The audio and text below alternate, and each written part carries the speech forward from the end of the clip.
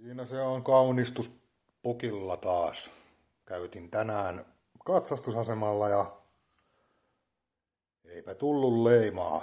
Kuukauden sisällä pitää käydä näyttää, että sinne pari hitsauspaikkaa pitää laittaa, niin helmassa on toinen ja pohjassa toinen. Että tuommoisen reijän se sinne sai. Pala on itse asiassa tossa, että sen oli edellinen laittanut jollain pakkelilla tai jollain kiinni ja katsori kysyi, että haluatko sen mukaan, niin mä nyt otin sen muistoksi.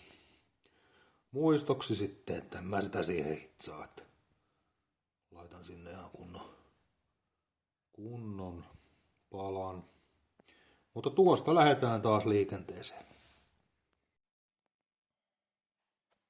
Nyt reikä mummessa ja saumat on siistitty.